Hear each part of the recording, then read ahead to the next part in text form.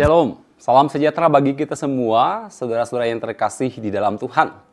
Bertemu lagi, hari ini kita akan bersama-sama merenungkan satu kebenaran firman Tuhan di dalam GKM Menyapa hari ini. Firman Tuhan hari ini terdapat di dalam Kisah Para Rasul pasal 6 ayat 8 sampai ayat yang ke-10. Saya akan membacakan kepada kita sekalian. Tuduhan terhadap Stefanus. Dan Stefanus yang penuh dengan karunia dan kuasa mengadakan mujizat-mujizat dan tanda-tanda di antara orang banyak. Tetapi tampillah beberapa orang dari jemaat Yahudi yang disebut jemaat orang Libertini. Anggota-anggota jemaat itu adalah orang-orang dari Kirene dan dari Alexandria, bersama dengan beberapa orang Yahudi dari Kilikia dan dari Asia. Orang-orang itu bersoal jawab dengan Stefanus, tetapi mereka tidak sanggup melawan hikmatnya dan roh yang mendorong dia berbicara.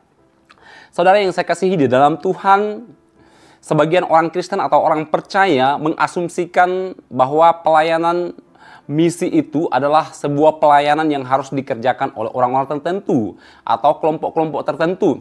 Misalnya orang-orang yang punya intelektual tinggi, orang-orang yang kaya secara materi, orang-orang yang hebat, orang-orang yang punya relasi dari segala aspek, dari segala bidang. Orang-orang yang punya kemampuan berbicara yang hebat, atau orang-orang yang punya latar pendidikan tinggi atau punya latar pendidikan teologi ya.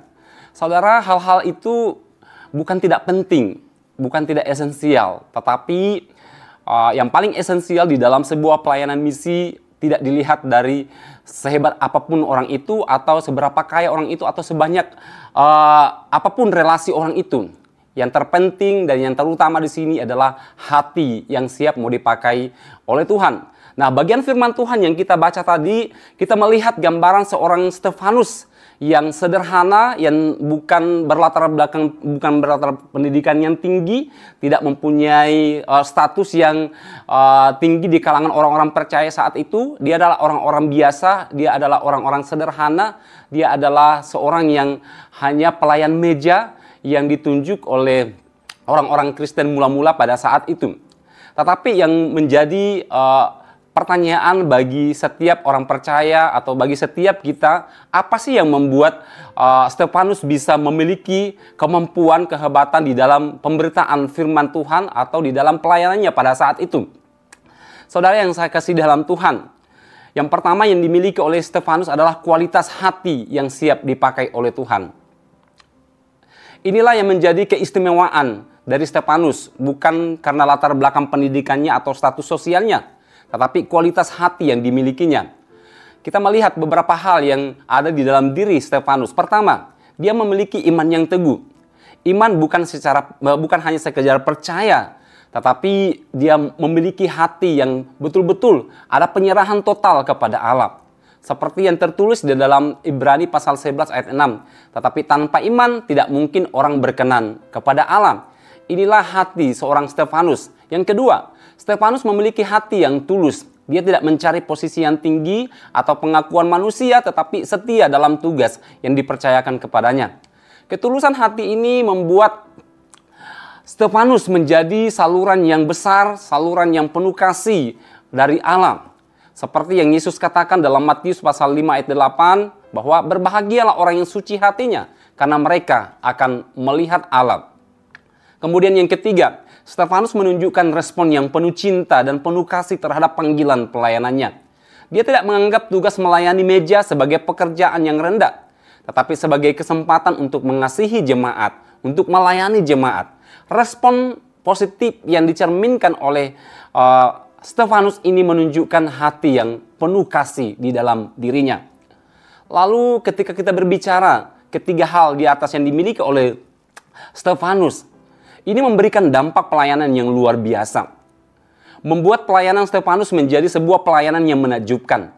Dia tidak hanya mampu mengadakan tanda-tanda dan mujizat-mujizat yang besar, tetapi juga memiliki kemampuan luar biasa dalam bersaksi. Kisah Para Rasul pasal 6 ayat 10 mencatat, tetapi mereka tidak dapat melawan hikmat dan roh yang berkata-kata dengan perantaraan Stefanus. Para pemimpin agama yang terpelajar dan berpengalaman tidak mampu membantah argumentasi Stefanus. Bukan karena Stefanus lebih pintar, tetapi karena Roh Kudus yang berkata-kata melalui dia. Pelayanan Stefanus mengingatkan akan janji Yesus dalam Injil Lukas pasal 21 ayat 15 berkata, "Sebab aku akan memberikan kepadamu kata-kata dan hikmat yang tidak akan dapat dilawan atau dibantah oleh semua lawanmu." Melalui pelayanan Stefanus banyak jiwa dimenangkan bagi kerajaan Allah. Dia berhasil meyakinkan orang-orang tentang siapa Tuhan Yesus dan mengakuinya sebagai Tuhan dan Juru Selamat.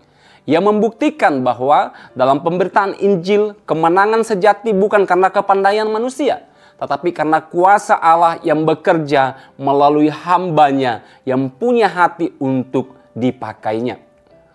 Lalu apa aplikasi yang bisa kita aplikasikan dalam kehidupan kita setiap hari sebagai orang-orang percaya belajar dari kehidupan pelayanan daripada Stefanus? Kisah Stefanus memberikan pengajaran penting bagi kehidupan orang percaya saat ini. Pertama, Tuhan dapat memakai siapa saja yang mau mengerjakan pelayanannya.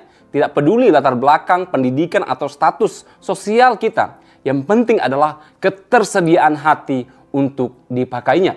Kedua, Tuhan tidak selalu mencari orang yang pintar atau hebat secara intelektual. Sebaliknya, Dia mencari orang yang memiliki iman, memiliki hati yang tulus, dan respon yang penuh cinta di dalam mengerjakan setiap pelayanan yang dipercayakan.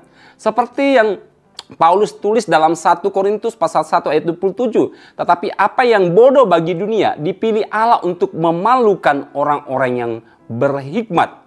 Ketiga, dalam pemberitaan Injil dan pelayanan apapun, kita harus ingat bahwa otoritas dan kuasa sepenuhnya ada pada Allah, bukan pada manusia. Tugas kita adalah menjadi saluran berita Injil yang dipenuhi hati yang tulus dan murni, sementara Allah yang berkarya melalui kita.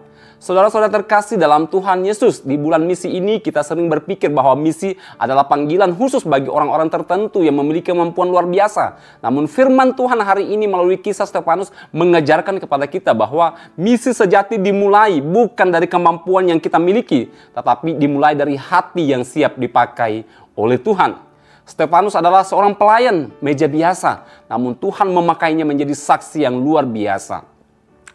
Kisah Para Rasul 6 ayat 8-10 mencatat bagaimana seorang yang dipilih untuk tugas sederhana ini justru menjadi alat Tuhan yang penuh kuasa.